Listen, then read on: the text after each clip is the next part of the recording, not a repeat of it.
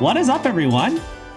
Your host, SBPhilos4 here. We're back with another episode of the RePHIL Studio. So get your cans ready. We'll refill to 99 as we always do in our sets. And in this particular episode, I have the utmost pleasure to welcome special guest Umidah onto this studio today. So as a brief introduction for those who, for whatever reason, do not know who Umidah is a amazing content creator for various idle games and much more. YouTube with over 20,000 subscribers and Twitch with 7,000 plus followers. And not only that, in terms of Bang Dream tiering, which is a lot of what we do here in this podcast, Umidah got, I believe, first place in the Umbrella in the Autumn Rain event. So, Umidah, thank you so much for taking the time. It's a pleasure to have you join the RePHIL Studio today. Hello, Phil, which is what I'm assuming I should call you. Yes. I think you're over-exaggerating my accolades, but thank you very much for having me. Well, if I over-exaggerate a bit, is there anything else you want to add to that intro? Maybe I maybe misspoke on a few things, or? Not really. I've just been out of the game for quite a while. I think the last Bang Dream video I made was just many years ago. So I'm not too familiar with all the new stuff that has happened in the past few years, but I can definitely tell you about all the things that I did experience during my time with the series. For sure. Well, again, Umidah, it's a great pleasure to have you today, and we'll get things started right off the bat. Usually I ask our guests when they first come onto the podcast how they got into Bang Dream and how they got into the series. But I think for you, it stems a lot more from not just Bang Dream. It all stems from probably many, many years back. So first, tell me, how did you first get into the sort of idle rhythm games? Again, I'm going to make the assumption that Love Live was the first one, but how did you first kind of get into that sort of genre of games? Well, you're right that Love Live is definitely like the first of the giant hole of idle hell, as we call it. Well, I think it all originated from a particular seiyuu called Mimorine. I'm sure you're all familiar with her. So I was getting to anime around the time I was in my first year of university, and there was one particular seiyuu that I guess I was really fascinated with, Mimorine. I'm not trying to say I'm a simp or anything. But I just kind of was interested in all the roles that she took a part of. So then I was kind of just watching all the different anime that she was in, and then look, and she also appears in one called Love Live School Idol Project. So then I went away and watched that, but I think only season 1 was around at the time, so I just watched it and it's like, this is okay. And then I just kind of put it in the back of my mind. Then about, I think, a year later, Global School Idol Festival came out, and back in the day, it was pretty cool to have a Japanese iTunes account. I was very interested in all the different kinds of games that weren't accessible in the boring Western accounts, So I was browsing anime related games, and I found School Idol Festival for the first time. But I guess that was before Global came out. It was the Japanese version of School Idol Festival. So then I played that for a little bit, and that's when I remembered that, I watched this anime. and then, Snow Halation is a song. That's pretty cool. I wasn't really that invested in it back then, but then Global came out shortly afterward. And I'm just thinking, I played this before, and I think that was also around the time where I was kind of dabbling at the idea of doing YouTube-based content. So, I played School Idol Festival for a bit, and I can't say I was good at rhythm games at all. I did not start playing because I'm a god at rhythm games, or I really like them. I started playing because, gotta collect the cute girls, right? That's usually how you get into these kind of things. Yeah. And Yeah, so I wasn't that good back then. It was just kind of more sheer force of will that I was playing to try to get full combos just to actually collect girls. And then Wow. after, yeah, one more thing. And after like a few more months or so, I decided maybe that people would want to see other people play this game. And that's kind of how I got my Twitch started off.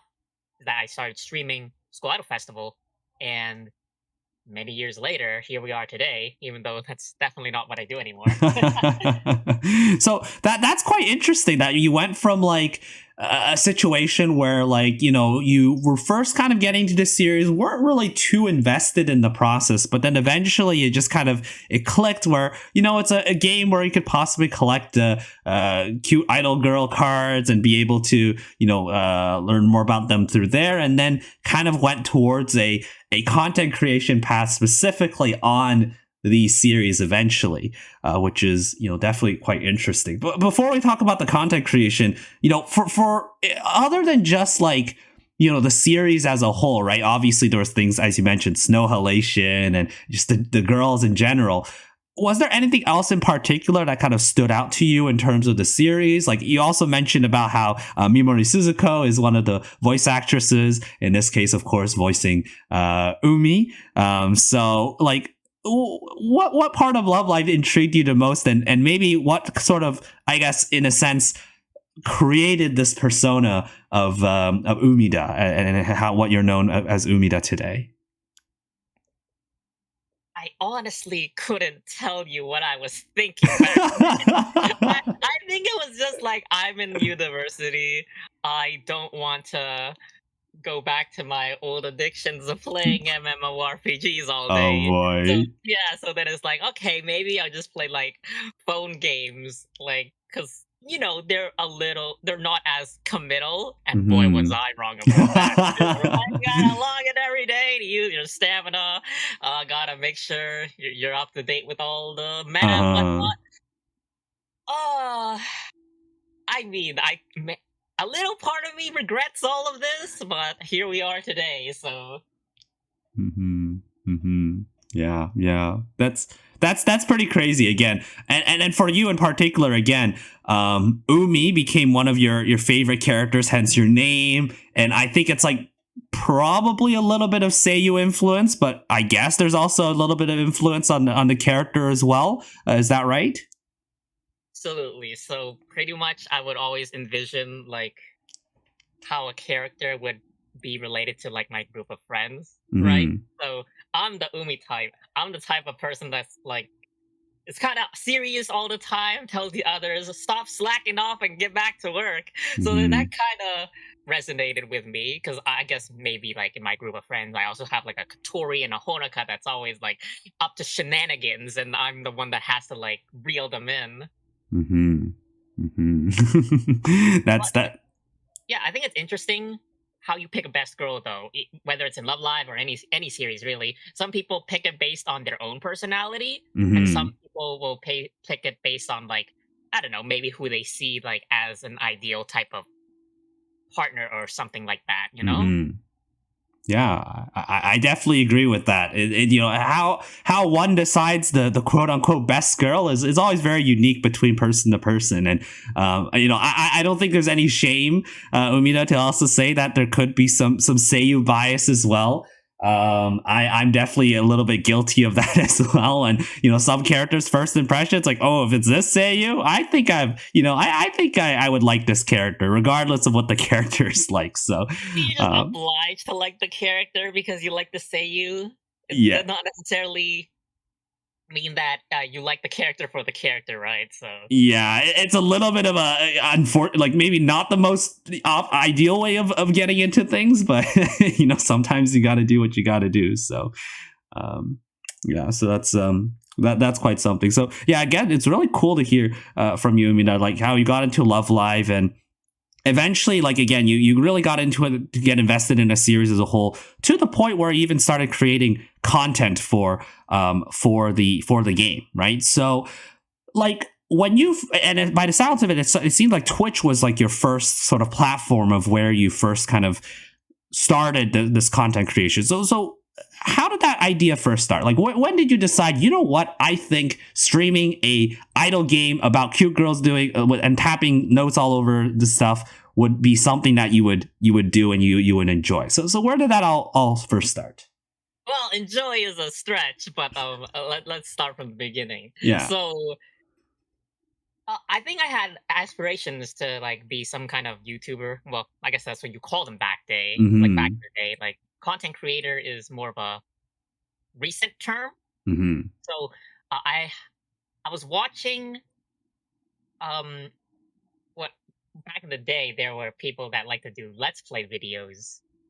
That's not much of a thing anymore, just because live streaming is just so much more prevalent. But let's play videos are essentially like someone playing through a game, like making an episodic series on YouTube, and then just like providing commentary based on like their gameplay or not gameplay, I guess.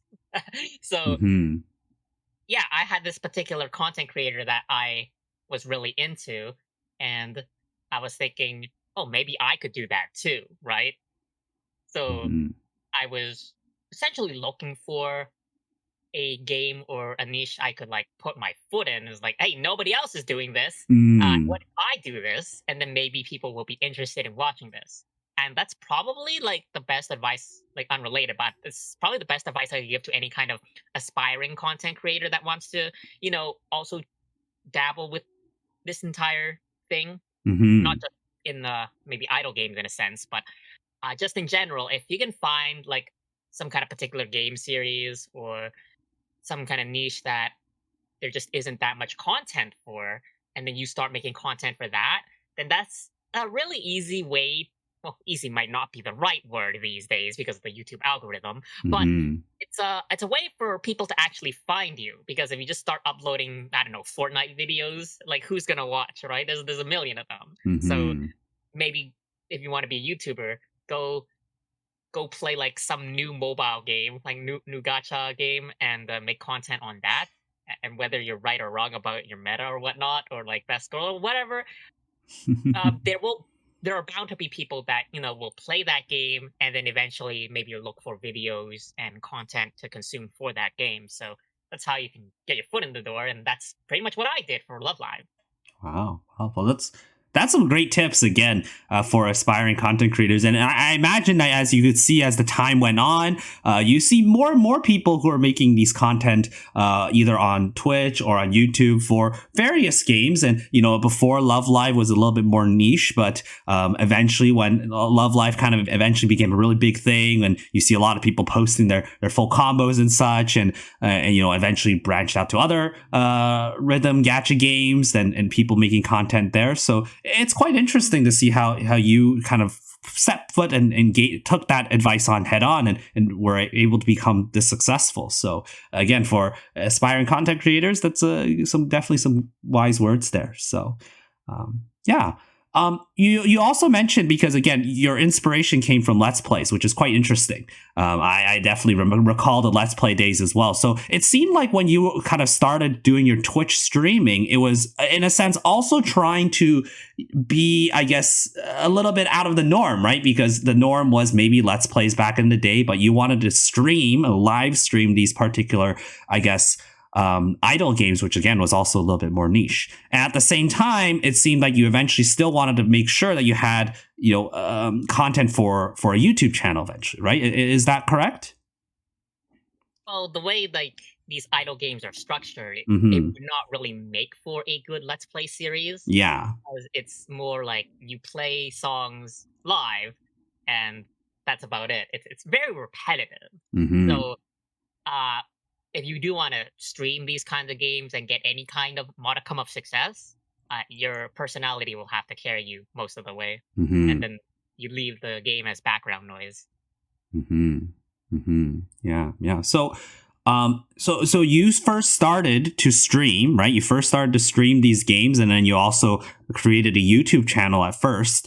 When did you first realize that, wait a second, this is actually kind of growing relatively big? Like, did that happen like relatively suddenly, or did that did you see a gradual grow and you're like, oh wow, this is actually working and I want to continue making content like this? The thing about Twitch is like even now, it's just really hard to get found. Twitch is not Mm-hmm. a discoverability platform. These days, it's just a lot better to make content on, say, YouTube or even TikTok. TikTok is like the new hotness for this kind of like trying to grow popularity. Mm-hmm. But back in the day, Twitch was not really something I aspired to, have a lot of viewers per se. I Mm-hmm. was just doing it as a way to just try to grow a small community, take Mm-hmm. small baby steps.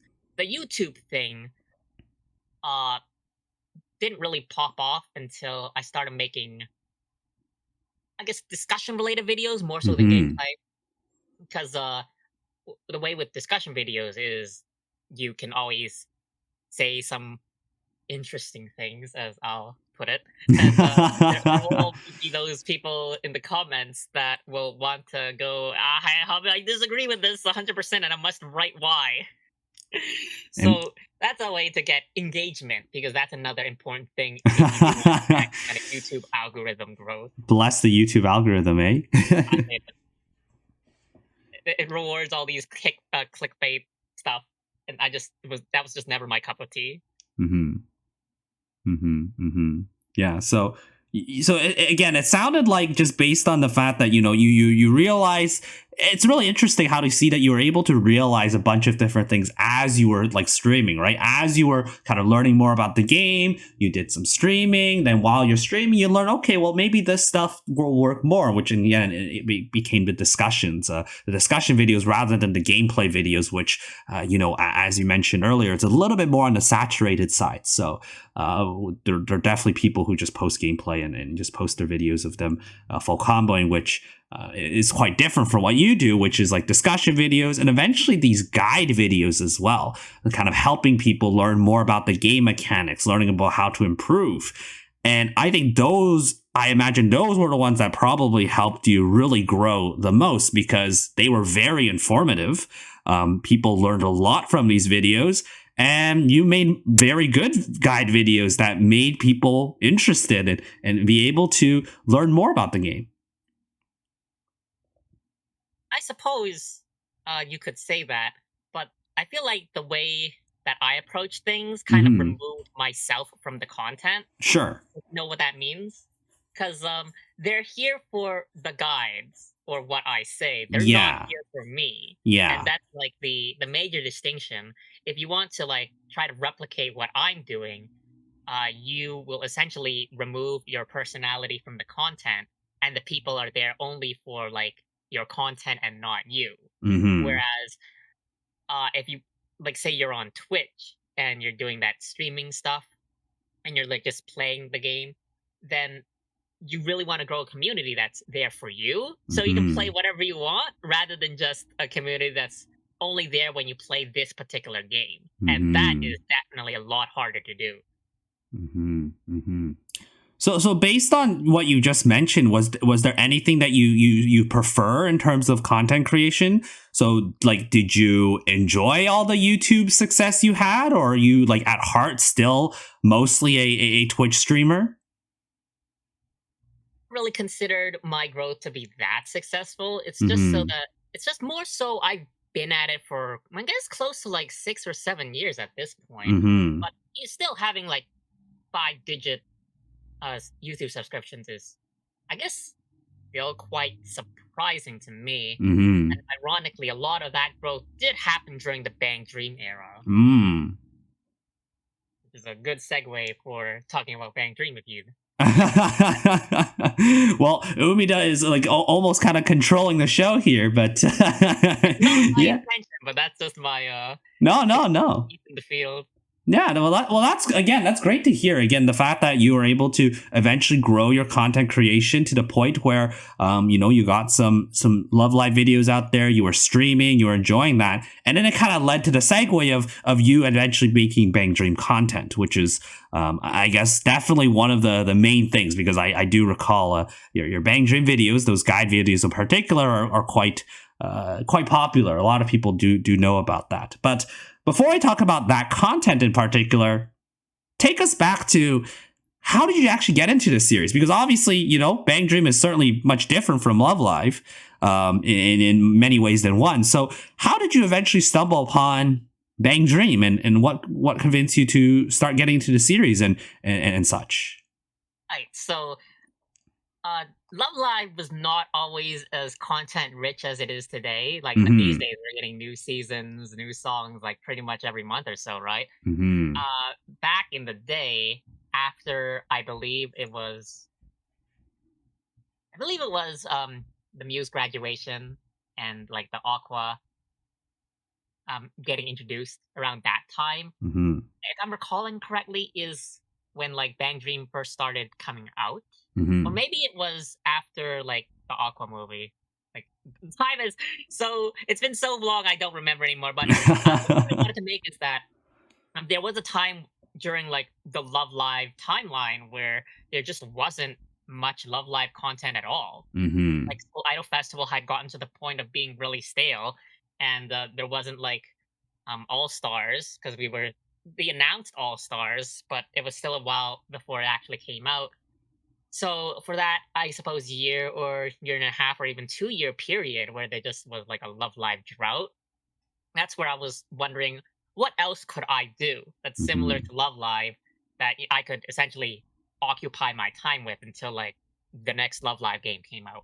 And so Bang Dream was the answer. Now I did try a lot of different idol rhythm games as well back in the day. I guess I wasn't really too into any of them. I tried Starlight Stage, but I don't know. Like I feel like that was too difficult of a rhythm game for me. Yeah, that's fair. That's fair. And there was also Tokyo Seven Sisters, which I particularly liked, but didn't really seem that popular overall. So then Bang Dream came out, and I think one of the advantages that it had was cover songs, because that was a rather novel thing. So you can go play Bang Dream, and then you find out, oh, I know this song. It's from Tengen Toppa Gurren Lagann. Like that sort of days, one of the first covers that came out. Yeah. So yeah, that's one of the advantages that kind of draws new people in. And let's say that again, I was just looking for something to do during the Love Live period that had no content, and I wanted something that was similar to Love Live, and Bang Dream does kind of fit that description in a lot of cases. It's not really like a pure idol game. It's like a 20% idol game because Pastel Palettes is the idol band. Yep. Although these days there's 7 groups now, so yeah. Back in the day there was only 5. And what I always consider when I play like these gacha games is if you don't have a very strong IP to base your game on, then your game has to be really good to actually, become successful. So Love Live is one of those big IPs where the game can suck and it'll still be successful because the cute girl collecting aspect. On the other hand, Bang Dream was completely new because I don't know if I'm pretty sure a lot of people already know this, but the game came out before like any kind of anime series for Bang Dream, so they didn't have that kind of anime backing to go on. So that anyone new that was actually playing would have to have a really good first impression. And boy, was I impressed, because not only were there cover songs, but the gameplay was rather easy compared to like a lot of the other linear rhythm games, as I'll call it. Because if School Idol Festival is like a U-shaped layout, then you have Bang Dream with like its linear layout. And I think I did see someone have like a question in the lounge earlier about adjusting to the different gameplay, because like I was used to playing rhythm games in a U shape, and now I had to like do it in like the line shape. And what I found out is that I had this whole debate of, am I a thumb player or a finger player? Because I played School Idol Festival with the thumbs, and for the most part that worked out pretty well because of the U shape. But because Bang Dream has that linear shape, thumbs just aren't going to be as good. Not to say that you can't clear every song with thumbs, it's just that when you're playing with thumbs, you have to carry the phone. because if you're not carrying the phone, then you're just using short fingers. So I'm carrying the phone, and when you do carry the phone, you have like a third, like linear plane to work with, so to say. Because like if the phone is flat on the table, then you only have to worry about your finger going up and down. But if the phone is like, you're carrying it, then you have like this whole 360-degree maneuverability. But that can also work to your disadvantage, because if you're used to doing this particular pattern in this way, and then like maybe you have an off day, and your thumb is not working the way it wants to, then maybe like that particular muscle memory you've built just doesn't work out. Whereas I feel like with finger play, you just don't have that problem. Yeah, so it's quite interesting to see how you're able to adjust to that, to adjust to that gameplay, right, between Love Live and Bang Dream, because they are similar in some ways, but, they are quite different in many ways. So, being able to adjust to that and kind of take the time to do that is definitely something. So thank you for sharing that. Also, just the fact that you chose Bang Dream to be something that you wanted to play, like it's very interesting, because both like a little bit more like because you were genuinely interested in this series, but also it was a very like methodical way of approaching it as well. So I found that to be quite intriguing, that you took it in like both directions and ended up finding a game that you definitely enjoyed during Love Live's content drought. For sure. It went to the point of you like learning more, because at the point you were actually so fascinated with Bang Dream's history that you even did a convention panel to talk more about Bang Dream and talk about its history. I don't think I've ever like mentioned that in a public space, but yeah, I did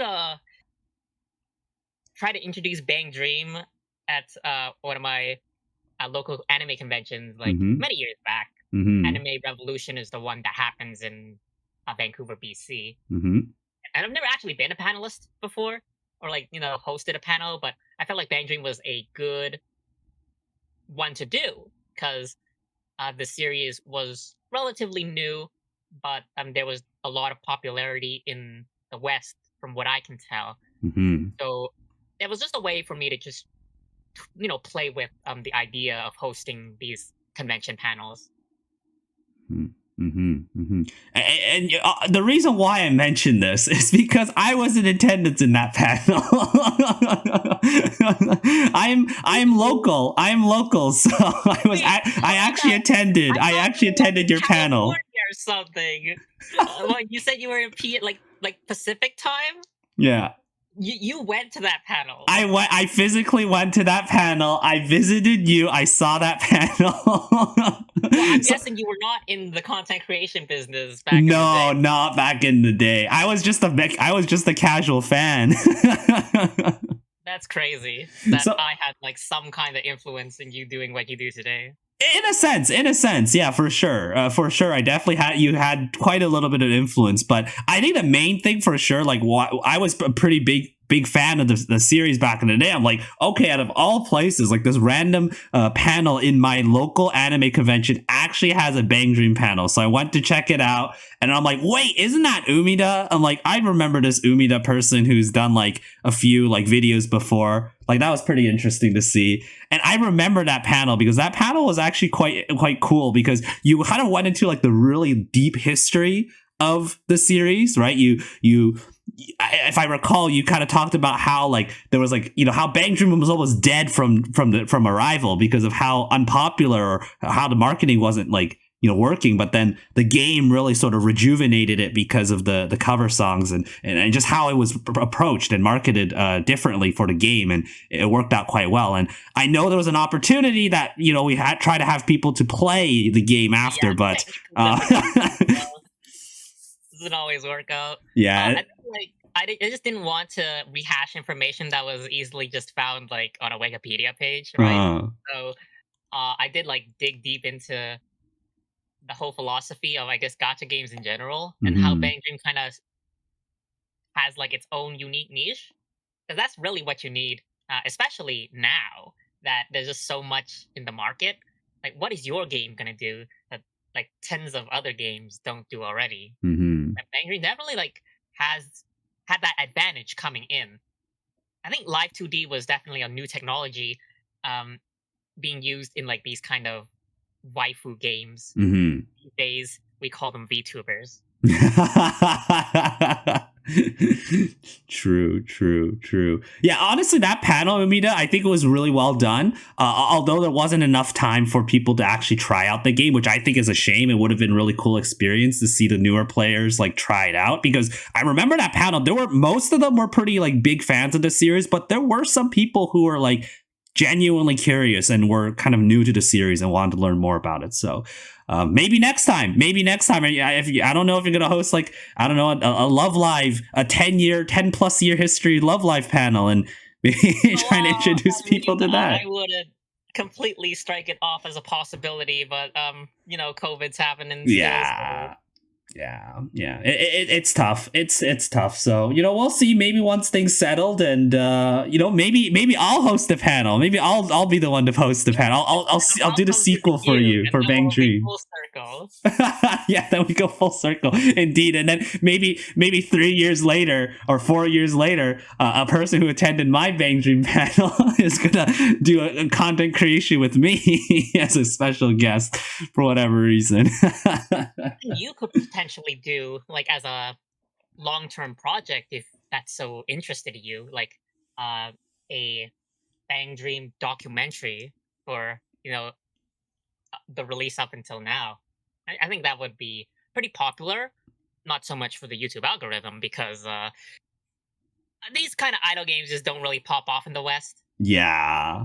But you should really only do it if it interests you, because if you do things for the numbers, you're just gonna burn yourself up. Oh yeah, for sure. That's one thing for sure with content creation. You have to genuinely enjoy it if you want to keep it going, right?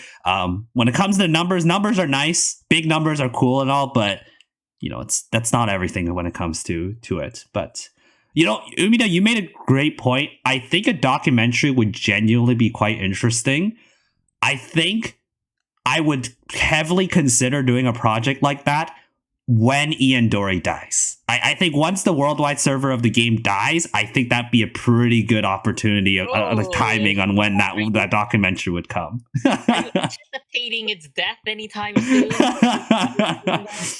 I mean, as much as I love the series and I'm very optimistic of how everything's going, like eventually, time is going to happen, right? Time takes a toll on all of us. So, I don't want to be like pessimistic or anything, but I think that would probably be an appropriate time, relatively appropriate time to do maybe like a documentary. There's a lot of things that, that could be documented throughout the series if we really want to go into detail about that. So, but yeah, I think that'd be a pretty interesting project, maybe in the back burner for now. But yeah, that does seem like a quite interesting project to work on. Hey, everyone, it's Phil here. Hope you enjoyed the episode so far. As a reminder, the RePHIL Studio podcast is available on all of your favorite platforms. Check us out on Spotify, Apple Podcasts, Google Podcasts, and make sure to give that high rating or the thumbs up whenever you do, because helping the podcast increase its reach to other viewers is greatly appreciated. In terms of other content, check out my VODs channel, the card description above. Consider subscribing to check out other content. And also, if you want to be a part of the content, join the UNGA Academy Discord server, links in the description below, where you can contribute to the studio question every week and interact with special guests featured on the podcast. So looking forward to seeing you there. Last but certainly not least, a big shout outs to all of my Filler Nation members who've been constantly supporting me in my content. I really appreciate each and every one of you, and you get shout outs on pretty much every podcast episode. So thank you so much for your support. If you really like my content and would like to support me, join the Filler Nation by either subscribing to my Twitch channel or by joining my Patreon. Links in the description below. There's also a new feature. You can give us super thanks through my YouTube, so you could do that as well. Any support is greatly appreciated. Let's get back to the episode. Let's move on to talk specifically more about Bang Dream. And in particular, I want to talk about like, you getting into the franchise, just as a series as a whole, like, what was your favorite part about, like, the series? Because obviously you talked about how, when you first got into it, you thought the cover songs were really intriguing. But as a whole, the Bang Dream series, what did you like the most? Was it like the characters? Like, is there a particular character or band that really kind of got you into the series? Or was it maybe the seiyus, the live performances? What would be like, what would you say really kind of got you into the series? Well, for me, one of the biggest distinctions between Bang Dream and Love Live was the character development.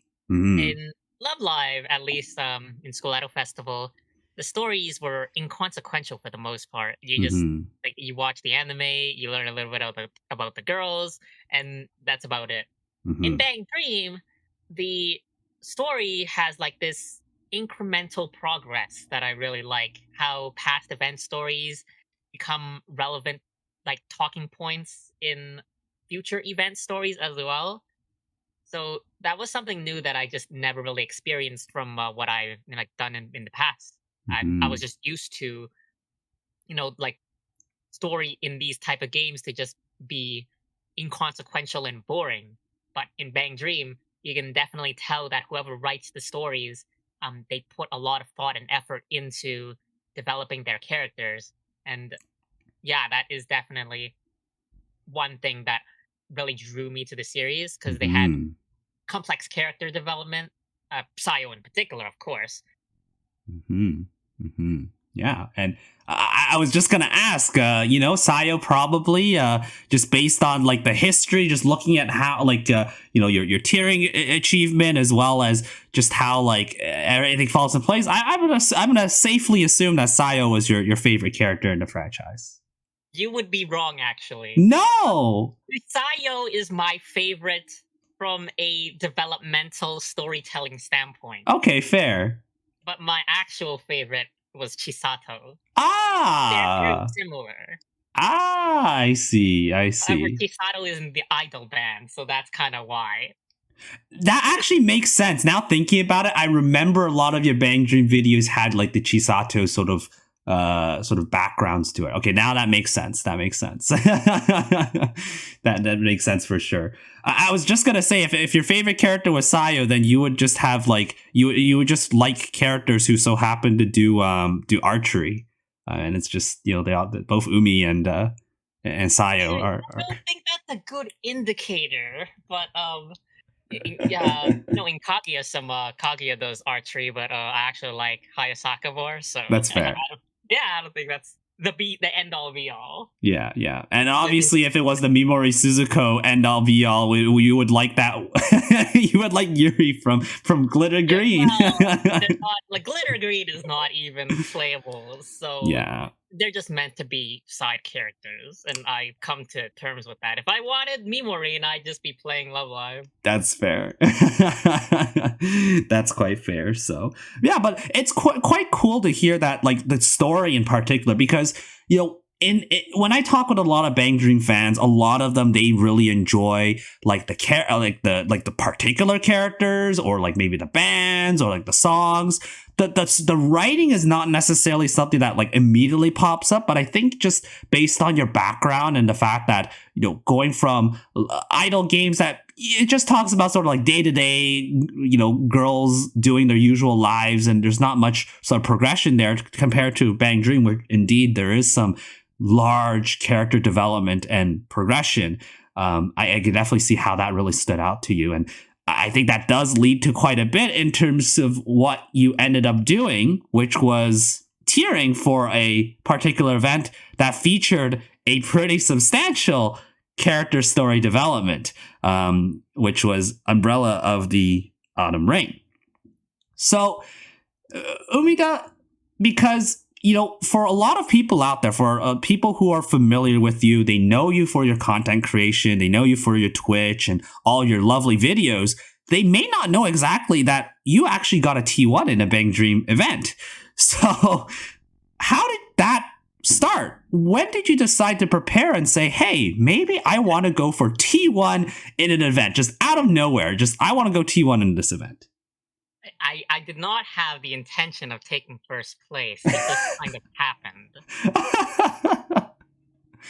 But honestly, it started when Umbrella for the Autumn Rain came out in the Japanese version. Hmm. I can read Japanese, so like I was following the stories up until that point, and ooh, that story is just oh, that's like the chef's kiss of character development. So it's very relatable to me too. Um, Hmm.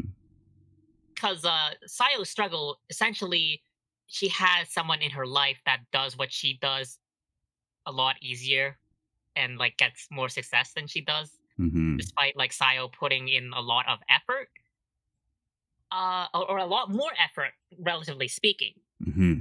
And that it leads to an interesting kind of talking point about meritocracy is if people that put in the same amount of effort, are compared, should they also be expected to have the same amount of success? Hmm. And for the most part, I think meritocracy is a sham. There's just a lot of other factors that play into that kind of whether someone is successful or not. Personally, for me, I do work hard from like the content creation standpoint, but I always felt like I was putting in more effort than it was worth. Whereas like I had like some peers who just I felt personally didn't do as much as I did, but just got more success. Hmm. And that's something that you kind of it's like a negative thought process that you kind of have to overcome if you want to be a content creator. You just can't keep comparing yourself to other people. It's a toxic mentality. And back in the day, I kind of fell into that trap. So I don't know. I feel like Sayo's story kind of slapped me silly in the sense that maybe I should just do your own thing and people will appreciate it anyway, even if Hmm. it's not as successful as what somebody else does, right? Hmm. So Hmm. that's the moral of the story I took from that. And Hmm. I was pretty much contemplating if I were to like tier high in this particular event, would it even be possible? And the answer was yes, because a few things kind of fell into place that allowed me to do so. Hmm. So the first thing is there was a change to the amount of, I guess, event points awarded. Uh, it happened the year after the Umbrella event, I think a few Hmm. months afterward. But before that change, I actually mathed it out that it would be faster to do solo lives rather than multi lives. So I was banking on the fact that the change would not be retroactively done in the global release. And it so happened that the global release was just following the JP release exactly as is. Uh-huh. So I had the knowledge that solo lives were going to be better than multi lives. And when the event actually happened, uh, that was my ace in the hole because it was a collection event rather than one of those events where you get all the points immediately. Hmm. We call them token events in Skoleto Festival, I think. Hmm. You collect the token item by playing songs, and then you expend the tokens to play like the event song to get even more points. Hmm. So that is kind of like the ninja tactic, where you store up all your power and then you just release it on the last day. And throughout that entire time, I never reached top 10 in the leaderboard. At most, I was 11th place. So Hmm. nobody actually knew what I was doing. Wow. That is, I've never heard of that side of the story before. Like the fact that a solo live, and this is something you figured out yourself, which is honestly like, how did you do, how did you even figure that out? Like the fact that solo live in that particular, that event was actually optimal and you kind of mapped it out.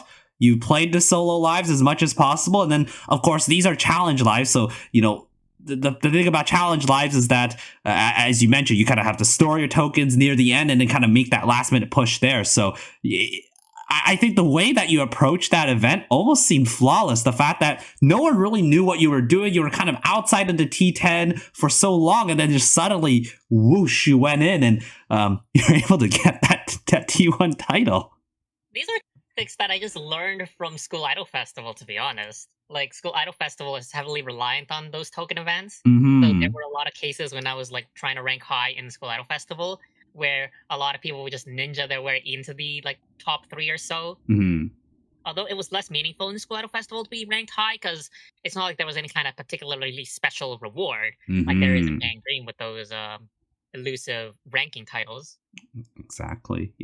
And someone did mention that in a previous episode about how so tiering in Love Live was a thing, but it wasn't necessarily as rewarding as you mentioned because of the fact that there wasn't any specific titles. So, I mean, did you do tiering back in Love Live? Was that did you like the fact that you had experience in Love Live tiering gave you like confidence that it was something you could do in Bang Dream?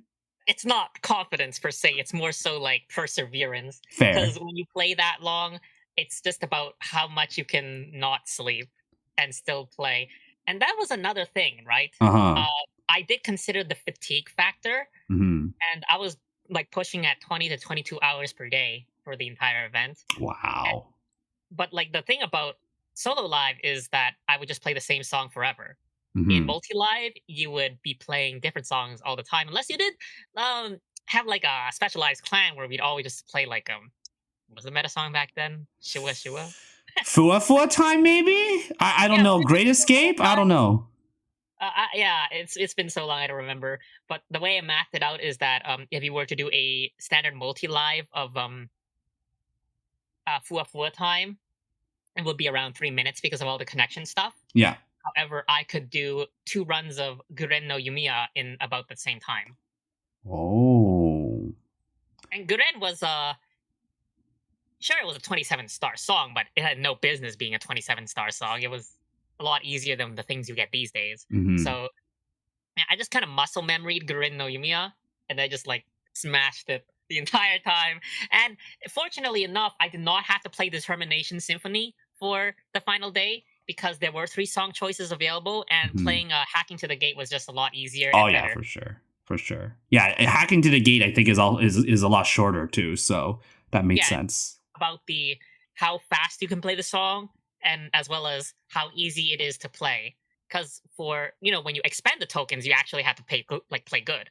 But when Hmm. you're just getting the tokens, it really doesn't matter as long as you like don't fail, right? So you Hmm. just like tap tap tap, get your S score, and then move on to the next thing. You don't even have to like get full combos all the time. So it was kind of like my brain was half off when I was just doing it.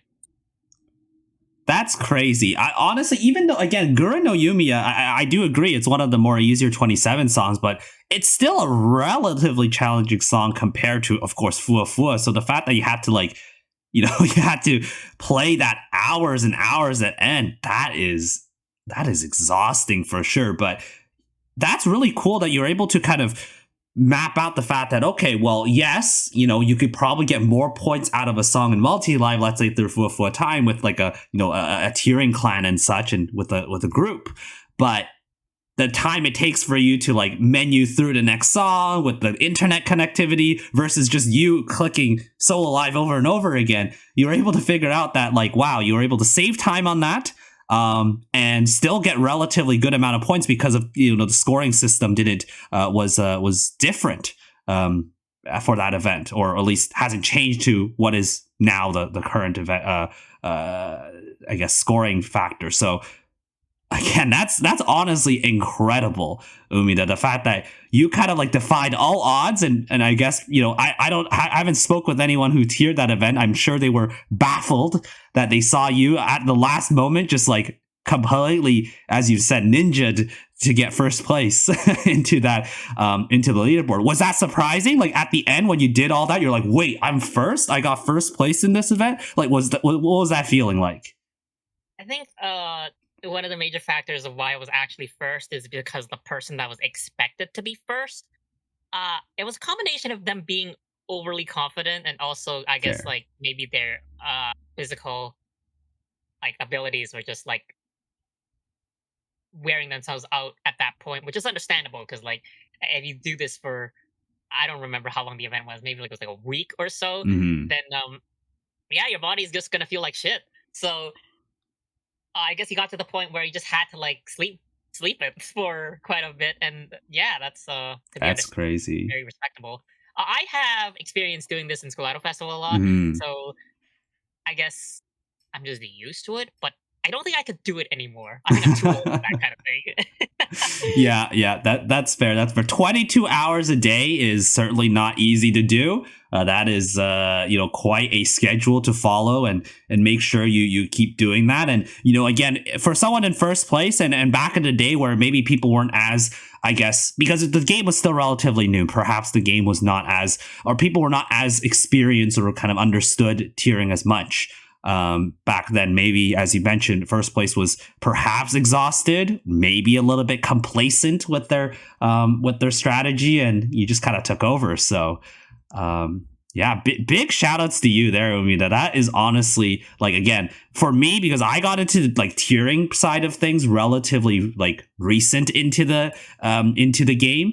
So, like, again, these old school kind of tiering stories are always really cool to hear. And the fact that you did that through, like, again, just because of how the scoring system worked back in that one particular instance back in the day, and you figured out that solo live was the way to go. Like, wow, that's honestly, I've never heard of a story, an incredible story like that. That's just honestly like mind boggling to think about that. Yeah. Did, like, with it's really interesting because, like, you may know, again, I'm just gonna let you know that in Bang Dream now there's like a couple of new event types. One of them is actually called a medley live, which is basically playing solo live. There's no like sort of working in private rooms. You're basically playing three songs consecutively in solo live, and it's based on how whale your team is. Uh, Oh, it, fun. like, basically, like, the more whale your team is, because you have to kind of set up three teams of five, so you have 15 cards that you have to use, and they all have to have the same, like, the right attribute, the right character. So and you just play solo live over and over again. Honestly, that kind of sounds like an event that you might be able to do, but again, you haven't touched the game in a while. I don't think it might be a little bit challenging for you. Well, if it's a mode that's purely based on how big your wallet is, I don't think I would do pretty well, to be honest. That's fair. That's fair. But again, Umida, like, although your tiering experience was pretty, like, quite some time ago, it's great to hear your experience from that. Do you have any, I guess, any other things you want to mention about tiering? Like, anything for those who are listening out there about, what to keep in mind about tiering? Because again, you use your Love Live experience to tier in Bang Dream. So, any tips to the viewers out there? Um, Always think about your health first. That's Hmm. all I really want to say. Like, I see a lot of these ridiculous stories, and it's like, come on, dude, it's just a game. So always keep your health number one. If you're not like, oh, I did not make your goal, then who really cares at the end of the day? Just, Hmm. you should do it because you think it's fun. If you don't find playing the same song for 22 hours for a week fun, then you probably shouldn't do it. But let's say you are doing it, then I guess a few tips I could offer is that, number one, if you do plan to take a nap, you want to do it long enough to achieve a REM cycle, because Hmm. you don't want to wake up more tired than you are. So sleeping for the appropriate amount of time is also kind of a good thing to consider. As for food, my go-to was pizza because it was just hand food. I didn't need utensils. You could eat it hot or cold. So Mm, yeah, that was my go-to tiering food. And drink lots of water. I definitely. would not recommend caffeinating a lot because then you would also have to go to the washroom a lot. Mm, Uh, Water is just the best thing you can drink. So just stay hydrated, drink water, have meals appropriately, sleep for one REM cycle, and yeah, the rest is on you. for sure, for sure. So, Yeah, again, it's great to hear that, again, you had that experience. You were, it was kind of like a one and done for you with tiering, right? You just did that event. You're like, all right, we got this. And that was basically it. And I think that was also mostly basically it with your, with Bang Dream before you moved on to other games, right? For the most part. Yeah. After tiering that event, I also did my character analysis series as kind of my farewell to the series. Uh-huh. So yeah, that was just a personal challenge of mine to do one video like per day in December. We call that like an advent calendar for YouTube. It was just a way for me to motivate myself to make more videos back in the day. So yeah, I did like 24 videos in 24 days, and then I just saved Sayo's one for like the end of the year. I didn't save it because like that one took particularly a lot longer for obvious reasons. Definitely. So yeah, that's honestly really cool, and it just kind of wraps up just what it is a very short stint but very memorable stint about your time in the Bang Dream franchise. So again, thank you again to Umida for sharing that. It is really interesting to hear how that all unfolded and how you became who you are today, based on what you did for Bang Dream. Yeah, good. So we're going to wrap up pretty soon. And again, for our live listeners out there, if you do have any questions to Umidah, feel free to ask them now. But in the meantime, before we get to any questions that people might have, Umidah, just a little bit about what you do now. Tell the people out there, what do you do now, and what are you up to, and what should we look forward from you? Funny you should say this, but right now I mean, for the time being, I did do All Stars card reviews for around 2 years now. All Stars is a very complicated game compared to like your standard rhythm games, so I feel like the content creation aspect of that was a lot more important to actually get people to learn about the game and to know how to play it properly, because it's not really a game that you can just like pick up and start tapping notes. Because whenever I see someone new play the game in there, the first question is always, why am I losing stamina when I'm hitting the note? And then you have to go through this whole, it's not a rhythm game, it's an RPG game, and it's like yada yada yada. Yeah. But I think, to be honest, my content creation journey might be coming to an end for this channel, at least. Well, I'm actually telling you before I tell my real channel. Oh no!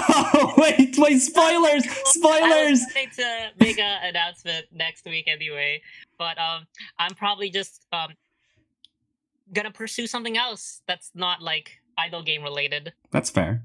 I don't really want to use this current channel to do that, because I enjoy the grind of growing. So I'm just gonna go make a new channel somewhere else and start doing some stuff that I've always wanted to do, but never had the opportunity to do it here, because I've always been so focused on what, like the Love Live people want, not so much what I want to do. Fair. So I'll probably just go do that somewhere else. Okay. It's hint, I'm a VTuber. Uh-oh. I can't tell you who I am. No! Oh no! You can't find me, because I've sprinkled enough clues around like everything that I do that if you just look, you can probably find out. But there's deniability that I'm not this person who I was before. So I just can't tell anyone who I actually am. Oh boy. Well, we'll look forward to that, Umidah, in the future. So again, in the description of this episode on YouTube, you can find Umidah's sort of usual social media platforms, so you can follow him to then eventually learn about what he's not going to do and eventually going to do after. I'm so totally not going to be a VTuber. That's not me. Anyone that you find that's a VTuber, not me. Wink. Yeah. So again, if you want to follow Umidah for whatever reason, if you haven't done so already, again, check out the description below to do that. And again, Umidah, I imagine you would appreciate the support that you may get on your new pastures, new ventures. So all the best in that. I'm not anyone does like follow me there, it doesn't really matter to me. Yeah. I'm just there to have fun because Yeah. that's something I haven't been able to do for a That's long fair. time. That's fair. And in terms of the Bang Dream content or like whatever, I guess I will take the torch on that, and we'll see how things go. Absolutely, it's really endearing to me that there are still content creators for these type of niche idol games. Yeah. Maybe like my influence in the whole field might have like influenced someone else to Yeah. start their own journey, whether or not directly or indirectly. Yeah. It's a nice feeling to have. For That sure. For sure. someone will actually just carry on your legacy in one way or another. I most certainly respect just how, again, I talked about this a lot, just how methodical everything you do and how you approach things. Like, you know, the information you share on how to improve in particular aspects of the game, whether it's Sifas or Bang Dream or anything else. Even wrote like a book on like a guide, like a book on how to like on various game mechanics and stuff. It's just so cool. It's just, honestly, it's just fascinating. Someone's got to document it somewhere. But yeah, honestly, Umidah, again, all the best in what you do in the future, and hope that it will bring fun to you for sure. So, shall we address the questions before? Yeah, let's address the questions before we finish off. So let me grab the questions here. So first of all, we have a question here. I wonder what you think about modern day Iandori.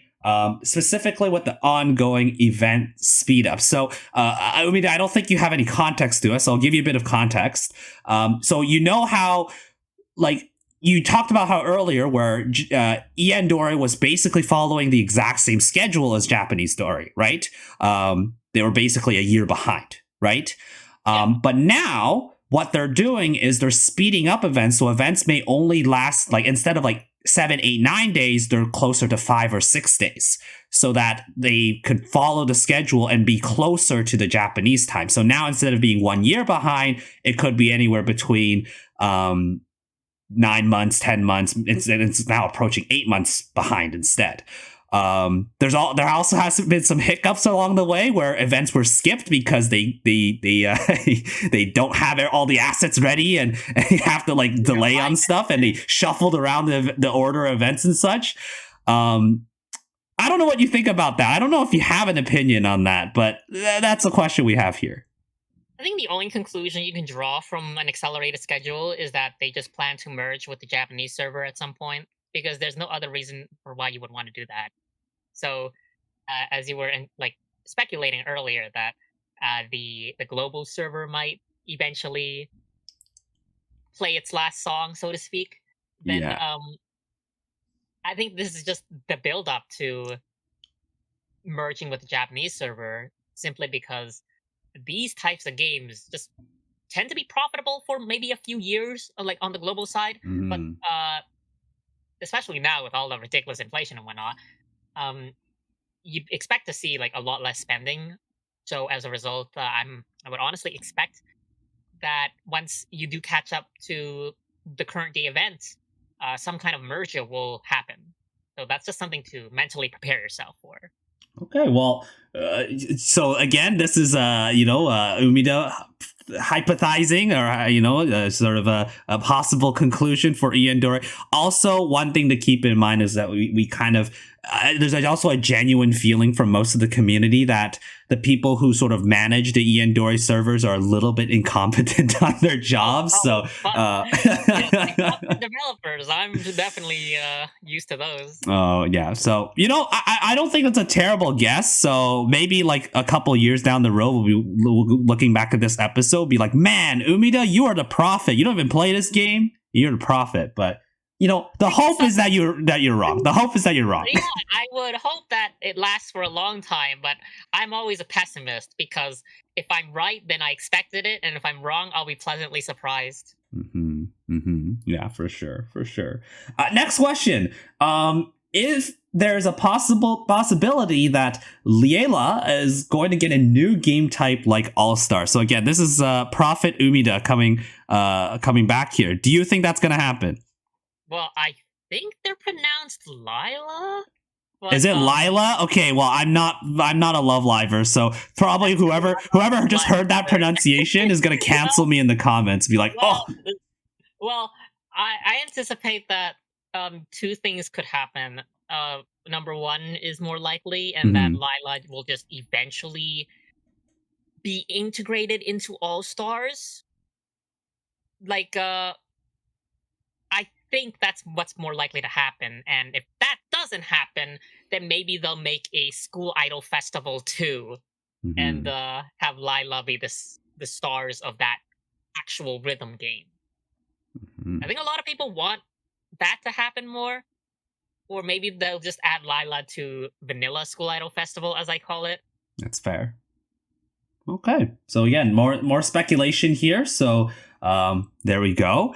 And the last thing we have is, and the last question is, would you consider tiering in Bandore similar to SBL in CIFAS? So SBL, I guess you might know what that means.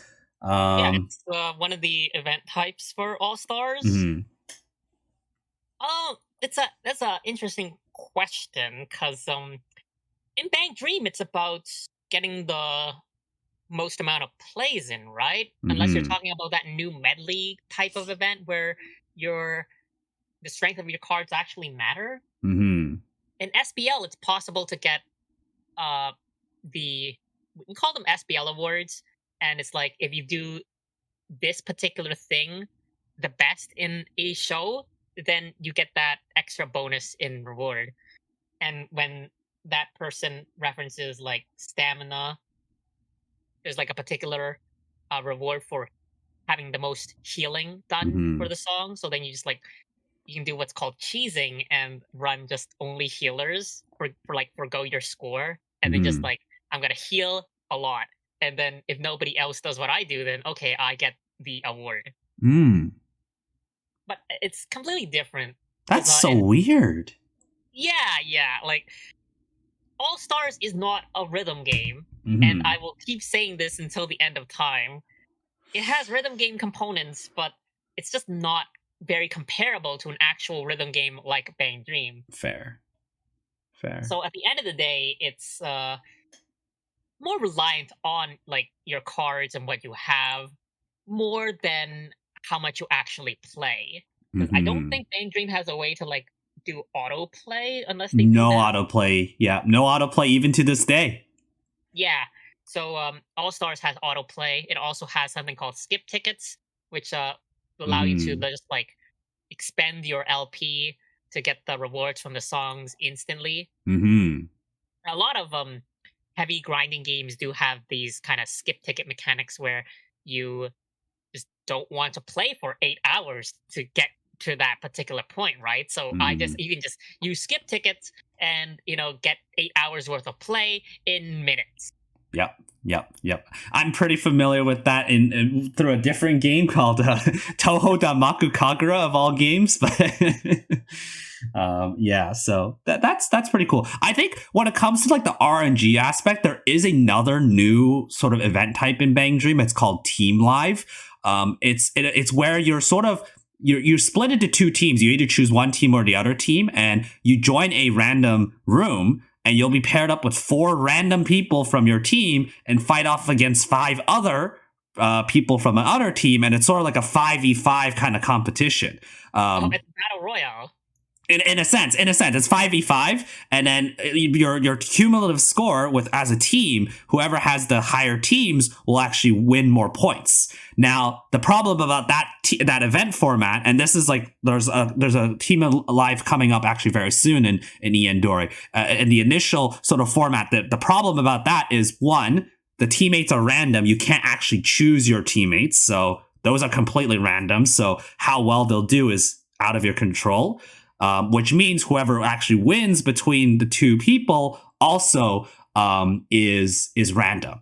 The second thing is that you can't specifically choose a song. They have a set list for you, and randomly chooses a song from that set list. And the set list refreshes every like 2-3 hours. So that's another RNG base. the third thing is that if the winning team wins, there's also a random multiplier on how much more points they get. Either a 3 times multiplier or a 10 times multiplier for whatever reason. It's random. So it's brutal. That is very RNG heavy. How do you pick your card? Like, do you know what song you're playing before you pick? No, I don't think so. So you could just pick a disadvantageous, like, attribute or whatever it's called, right? Yeah, well, I mean, you go into the team. You have your team, right? You have your own team of 5, and then you have 4 other players with their own teams. But yeah, it's your players. The player base is completely random. Like whoever your teammates are going to be is random, and whoever your opponents are random. A song is random, and whoever wins will get a random number of points. Maybe they're sick of tiering clans, right? How dare you try to group that's basically when we first saw team lives and medley lives is the same. We thought, oh wow, they're moving away from trying to have people do private rooms. Eventually, team lives do eventually get private rooms, but the first couple of events don't. And they're actually like sort of moving away from challenge lives and VS lives too. So your favorite token lives thing, they're starting to move away from that because my favorite. It's just the easiest one for a solo person to try to exactly. Sneak but yeah, so it is not. It is very interesting. So when I talked about RNG, like that's what I think about. It's like, oh yeah, that's definitely RNG based. But went on a bit of a tangent there with that last question. But honestly, Umidah, thank you again for taking the time to join me in the RePHIL studio today. So again, a pleasure to have you on. And again, once more, thank you for your time, and again, all the best in what you do moving forward. Yeah, I look forward to the Bang Dream, I guess, storyline, how it's going to conclude. I still follow the stories for the most part. Okay. Well, I mean, on Reddit, there's like, what's his name? Cheesy Fish. Oh, yeah? Yeah, he writes these essays about like the Hikawa sisters' development, and I just went up in the washroom because they're so damn long. Oh man! Well, again, a great pleasure to have you on, and again, as I mentioned earlier in the podcast, because we're local. Maybe in the future we'll have like another podcast. Maybe we'll have you on again in the future. Maybe it'll be a local podcast. We'll bring fellow content creator Rin Taicho on as well. We'll have 2 VTubers on the podcast. Wow. Doing an IRL podcast, which is like, wait a second, that doesn't make sense. Aspect of the VTubing experience, but I mean, if that's your cup of tea. Yeah, I don't know. But anyway, Umidah, great pleasure having you on. Thank you again for joining. And for our listeners, thank you all so much for listening to this episode of the RePHIL Studio podcast. Don't forget to check us out on all of your favorite podcast platforms like Spotify, Apple Podcasts, Google Podcasts. And remember to join the UNGA Academy Discord server to interact with all special guests featured in the podcast, as well as contribute to the studio question that we have at every episode. In terms of the RePHIL Studio, this will be the last episode before the big 1-year anniversary of the podcast. So for the 1-year anniversary moving forward, please look forward to some really exciting new stuff on the podcast. And please look forward to that. And thank you all so much for your support and for listening to the RePHIL Studio podcast up to this point. So take care. We'll see you all in the next one. Bye-bye.